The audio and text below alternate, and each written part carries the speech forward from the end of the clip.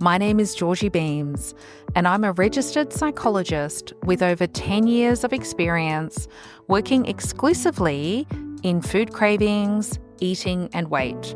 I've helped thousands of women all around the world in my 3-month intensive program. Eating isn't about willpower, it's about your mind. Disordered eating is a mental health issue, not a personal failure. Weight loss surgery, weight loss medications, and dieting can't fix the root cause. The podcast is here to help you uncover your eating triggers, heal your relationship with food, and rewire your brain for lasting change. Let's transform from surviving to thriving together. Welcome to Season 3. Welcome to Season 3, Episode 2 of Reverse the Rebound Weight Gain. So today we are unpacking the topic of the stress-cravings connection, mastering your nervous system for reduced cravings.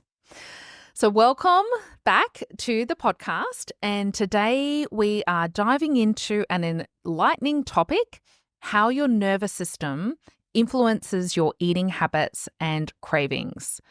So if you have ever wondered why stress makes you grab that chocolate or why you feel out of control during certain times of the day, this episode is for you.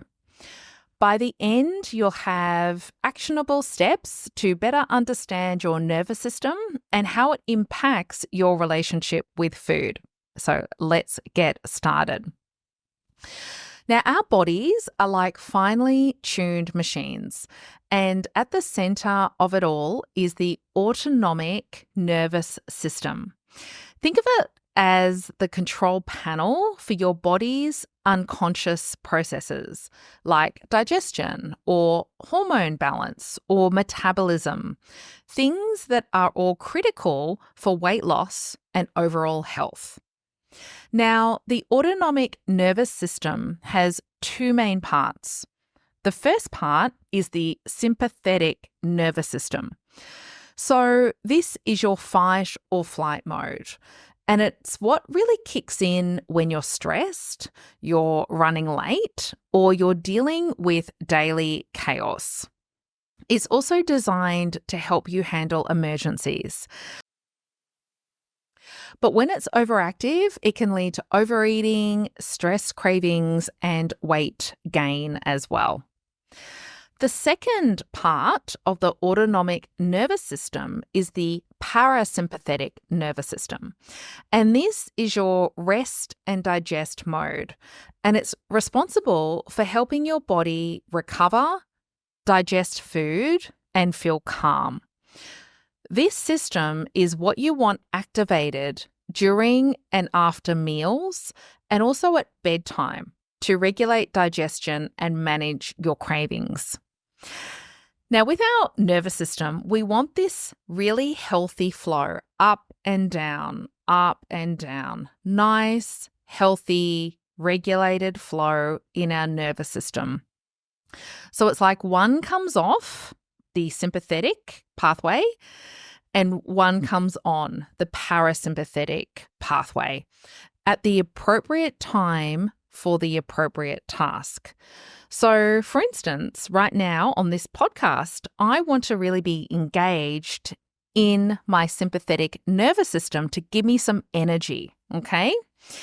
However, I don't want to be in the sympathetic pathway when I'm going to bed. And yet so many of the clients I work with, this is exactly what is happening. So at the peak of this flow is our sympathetic pathway. And so this is when we are exercising, when we are getting ready for work, when we are in traffic, when we are working through to-do lists. It's very appropriate for us to be engaged in that sympathetic nervous system at the peak of the flow. We want to glide down to the bottom and really engage the parasympathetic pathway. And this is perhaps, as we talked about with meals, after meals, just relaxing, perhaps at nighttime before we go to bed. Now, the key to maintaining healthy eating patterns really lies in balancing these two systems. And here's the problem. When your sympathetic nervous system is in overdrive, which, let's be honest, most of ours are, is when we've been stressed all day. We are juggling work. We are running around after kids, other responsibilities, other pressures, other stresses, right?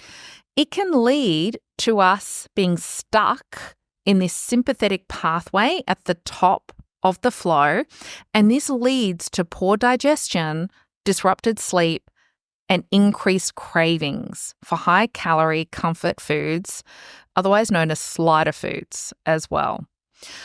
On the flip side, if your parasympathetic system isn't activated at the right times, like during meals or trying to wind down at night, your body misses out on the chance to properly digest food and feel calm.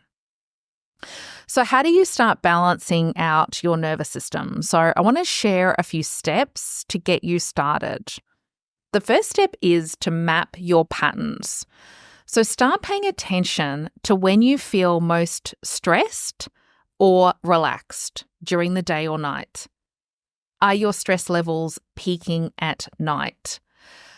What about during work times? So recognizing these triggers to help better understand when your sympathetic system is in charge.